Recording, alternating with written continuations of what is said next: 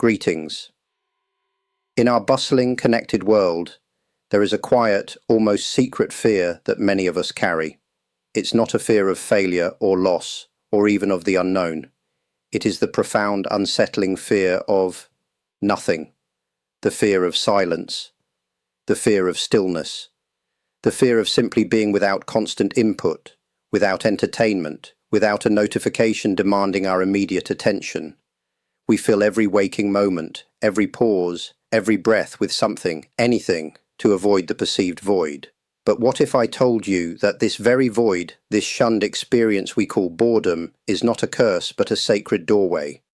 What if embracing the stillness is not a surrender to emptiness, but an awakening to the deepest wellsprings of your own creativity and peace? Today we will explore why monks don't just tolerate boredom, but embrace it as a profound practice, and how this ancient wisdom can utterly transform your modern life. We live in an era where the mind is perpetually fed. From the moment we open our eyes, a stream of images, sounds, and urgent messages rushes in, demanding our attention. This constant stimulation is not a sign of vitality, it is a carefully constructed trap. We have come to fear the gaps, the silences, and the moments when nothing immediate is happening. This fear drives us to fill every available second, believing that productivity and connection require endless input. But ask yourself, when was the last time you had an original thought that was not prompted by an outside source? The modern world conditions us to believe that the sensation of being busy is the same as being profound. Monks understand that this is an illusion.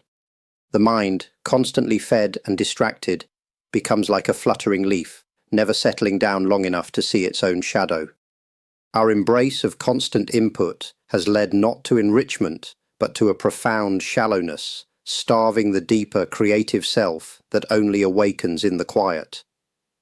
This relentless pursuit of the next input is, in truth, an addiction to distraction, and it is the primary barrier to genuine insight.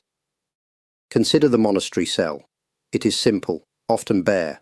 There is no flashing screen, no insistent music, no queue of notifications demanding an immediate response. Why do we seek out such environments?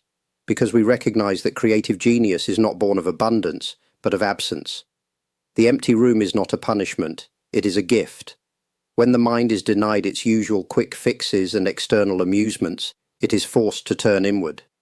This turning inward is the birthplace of true creativity. It is in the space of nothing happening that the subconscious mind finally has permission to work. Think of it as clearing the noise from a deep well. Only when the surface is still can you see the clear reflection at the bottom. The ideas, the solutions, and the deepest forms of expression we seek are not out there. They are already within us, buried under the rubble of constant stimulation. Embracing boredom is simply the practice of sitting still until the mind, having nowhere else to go, begins to excavate its own treasures. We do not fear the void. We welcome it, knowing it will be filled with something true and unique. It is crucial to understand that what most people call boredom is actually restlessness. Restlessness is the frantic energy of the ego demanding entertainment, like a child stamping its foot. It is the craving for an external object, a tweet, a video, a new purchase, to satisfy an internal emptiness. This is not the boredom we embrace. True boredom, as a monk experiences it, is a neutral state of sustained attention on something apparently uninteresting. It is the patient, quiet observation of the stillness itself. The restless mind runs from the present moment. The mind cultivating true boredom simply sits in it. When you feel that familiar itch to reach for your phone, pause. That is restlessness. If you resist that urge and simply continue sitting, observing the walls, the sounds, or your own breath, the feeling transforms. The initial agitation gives way to a deeper, calmer, more fertile ground. The secret is to not judge the dullness, but to become intimately acquainted with it.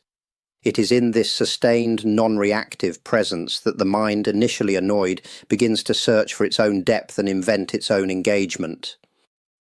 The purpose of embracing this true boredom is not to achieve a dull life, but to kindle a hidden fire within. Monks use the repetitive nature of daily tasks, sweeping the temple floor, preparing simple meals, hours of quiet sitting, As a transformative tool, these tasks are designed to be unexciting. Why? Because when the activity itself ceases to provide stimulation, the mind is forced to seek meaning elsewhere. It turns that energy, which was previously scattered on external novelties, into focused, internal observation. This is the fire of stillness. When the mind is denied external escape routes, it begins to burn through the clutter and surface concerns, generating profound insight. We discover that true creativity is not about generating new things, but about seeing the same old things in a completely new light. The mundane becomes magnificent. The insight is often simple, yet fundamental, a sudden clarity about a long-standing personal problem, or a breakthrough idea that comes not from researching the world, but from looking deeply into your own stillness. This is the moment where boredom dies and inspiration is born. Your life is not a script written by social media algorithms, it is an improvisational performance. To embrace the monk's practice of boredom, you must learn to welcome the unscripted moment. I ask you to begin with a small daily act of rebellion against distraction.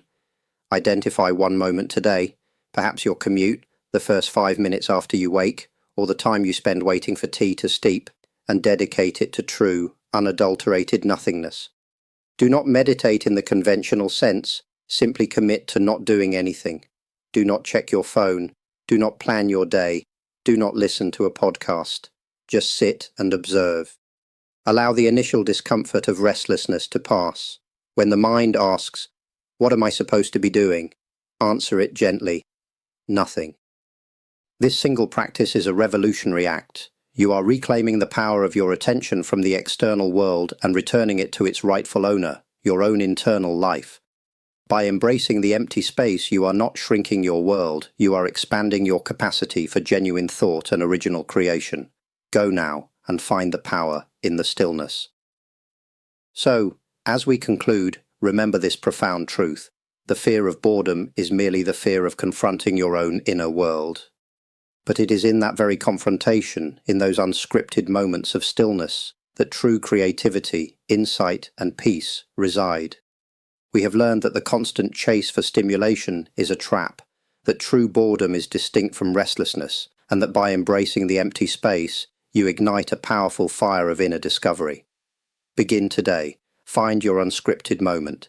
Disconnect from the external noise and reconnect with the profound wisdom that lies within you.